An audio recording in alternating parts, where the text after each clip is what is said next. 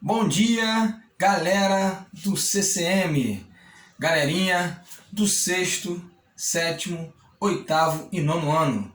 Aqui quem tá falando é o famoso tio Léo. Vocês conhecem, vocês me conhecem.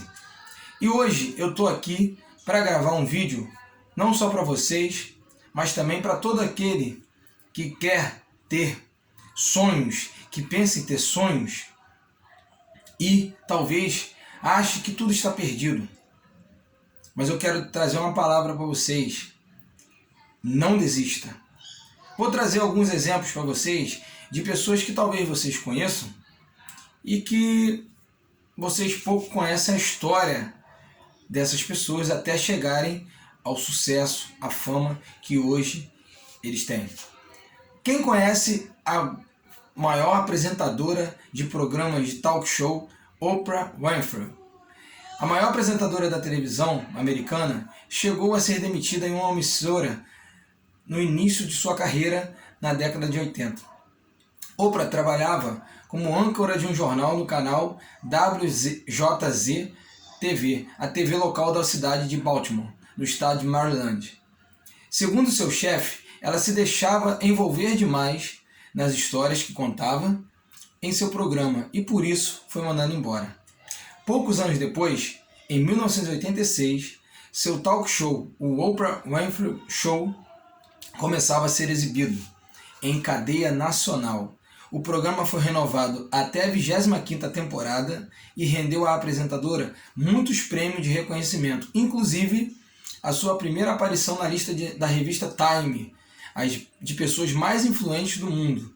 Além desta, Oprah passou a figurar também em outro importante ranking, o dos mais ricos do mundo. Segundo a revista Forbes, o patrimônio da americana é de 1 bilhão e 400 mil dólares. Tem noção? Uma pessoa que foi demitida porque a maior característica do programa dela, que é se envolver na história das pessoas, foi por isso que ela foi demitida. Mas ela não desistiu. 6 anos depois surgiu o programa Talk Show da Oprah. E hoje ela é a maior apresentadora de talk show do mundo. A lista diz que é a maior apresentadora dos Estados Unidos, mas muitos consideram a maior apresentadora do mundo. Vocês conhecem Harrison Ford? Aquele ator daquele famoso filme Indiana Jones? Então, primeira vez que Harrison Ford apareceu no cinema foi para fazer um pequeno papel em O Ladrão Conquistador de 1966. Da estreia, no entanto, não vieram grandes oportunidades para o ator. Com a sua esposa e 2 filhos para sustentar, ele largou tudo em 1970 para se tornar carpinteiro, uma profissão que ele considerava mais estável. Coincidência ou não, Ford começou a construir gabinetes para o cenário de Loucuras de Verão, filme dirigido por nada mais nada menos do que George Lucas, um dos maiores diretores, em 1973. George Lucas, inclusive, foi um dos responsáveis pelo grande sucesso, um dos maiores sucessos de todos os tempos, Star Wars. E o contato com o diretor lhe rendeu uma participação no longa e mais para frente o papel de Han Solo em Star Wars 4, Uma Nova Esperança, conhecido também por sua atuação em Indiana Jones, Blade Runner.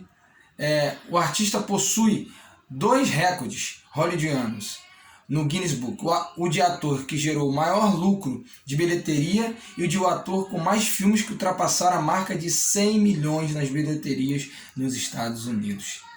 Harrison Ford foi demitido, no filme, não rendeu muito em 1966, passou a ser carpinteiro, começou a construir gabinetes e parou no colo de George Lucas, nada mais nada menos que o diretor George Lucas, que o lançou no filme Star Wars, uma das maiores bilheterias de todos os tempos. Temos um outro exemplo aqui de Walt Disney. Quem não conhece o Walt Disney? Todo mundo conhece o Walt Disney. Acredite se quiser, muito antes de o Mickey ser criado, o Walt Disney foi demitido. Olha só, gente. Ele foi demitido de seu trabalho em um jornal por sua falta de imaginação. e boas ideias. Ele trabalhava como ilustrador de anúncios publicados nas páginas do veículo. Quando saiu do emprego, em 1921, se juntou ao seu irmão Roy e o amigo Ub Iwerks para fundar a produtora Log O'Gram, que criava animações de contos de fadas, e a predecessora do Walt Disney Studios. Os desenhos feitos pelo trio começaram a ser exibidos no cinema na cidade do Kansas, antes das sessões de filmes. Durante um período, o estúdio fechou para um acordo com uma distribuidora de Nova York que apenas pagava pelas animações 6 meses depois de recebê-las. Foram tempos difíceis para a Disney, que precisou reduzir as despesas e a equipe ao máximo para fazer a empresa sobreviver. O ilustrador não poupou esforço. No final do ano de 1922, ele estava morando no escritório de Log O'Gram, comendo comida de cachorro e tomando banho uma vez por semana em uma estação de trem. Depois de fazer uma animação sobre higiene dental para um dentista da região, Disney obteve dinheiro suficiente para levar o Log O'Gram para Hollywood em 1923. Lá, o estúdio fechou um contrato com a Universal Studios, que passou a comprar e exibir as animações da equipe. Foi nesse período que Disney criou um de seus importantes personagens, o Coelho Osvaldo, que se tornou bastante popular quando foi lançado.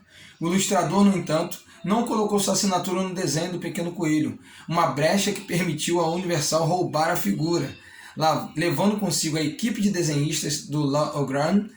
Quando isso ocorreu, Disney enviou um telegrama ao seu irmão dizendo para ele não se preocupar, pois ele já tinha um novo personagem em sua mente, nada mais nada menos que Mickey Mouse.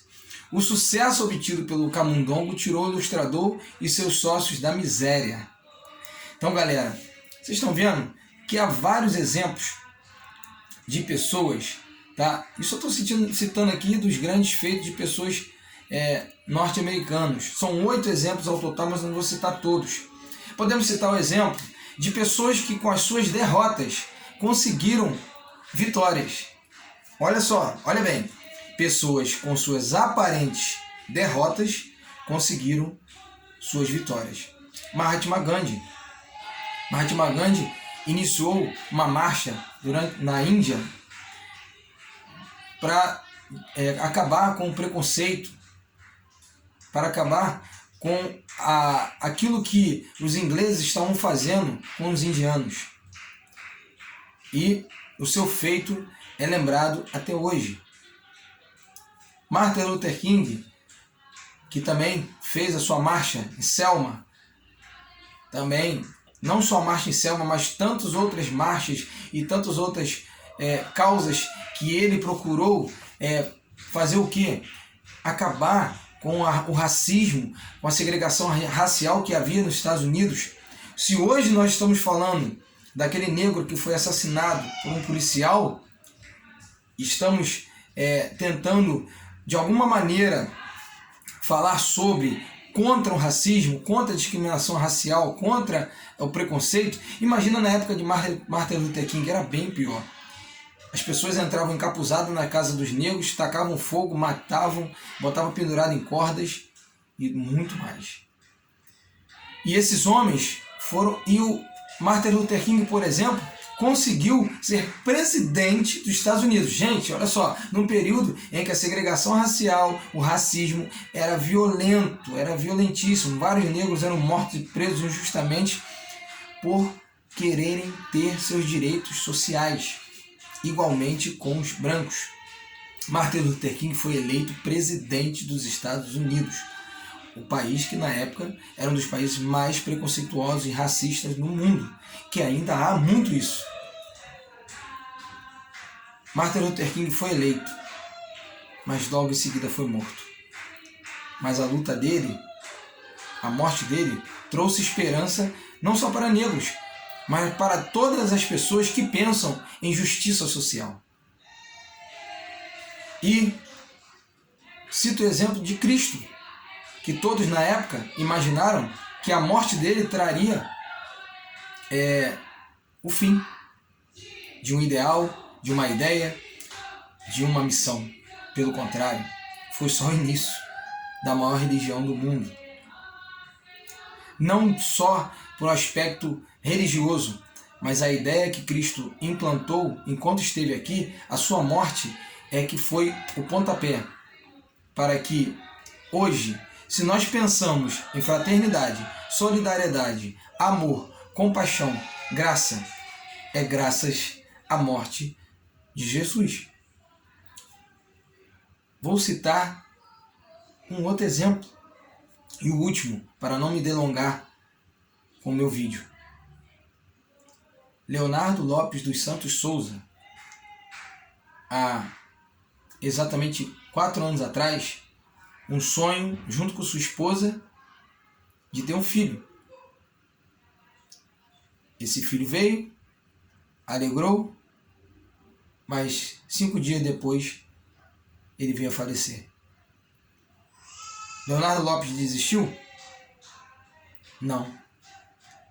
E nós temos um outro exemplo na nossa escola de uma pessoa que passou a mesma situação há pouco tempo, uma professora. Vocês sabem disso e vocês abraçaram ela. E por que eu estou falando de tudo isso? Que eu quero dizer a vocês que aonde a vida, a esperança.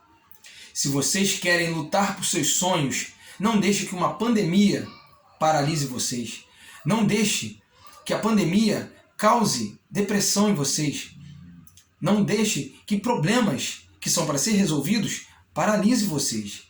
Não deixe que nada, nem ninguém, encubra os sonhos, projetos, planos e sonhos que vocês têm a realizar, que vocês querem realizar, que vocês querem conquistar. Eu ainda com 35 anos quero conquistar muito mais coisas e vou conquistar. Sabe por quê? Porque onde há vida, há esperança. Se você respira, você está vivo. Então viva, sonhe, lute pelo seu sonho. Todos esses exemplos que eu usei antes, eles lutaram, não desistiram. Tiveram derrotas sim, e às vezes derrotas muito pesadas. Mas uma frase que eu escuto sempre de um amigo, grande amigo meu: o grande fracasso de um homem não é quando ele perde, é quando ele desiste de lutar. Então, galera, não desistam. Continue sonhando e acreditando que um dia você vai chegar lá. Valeu? Um beijo, um forte abraço e até a próxima. Fiquem com Deus.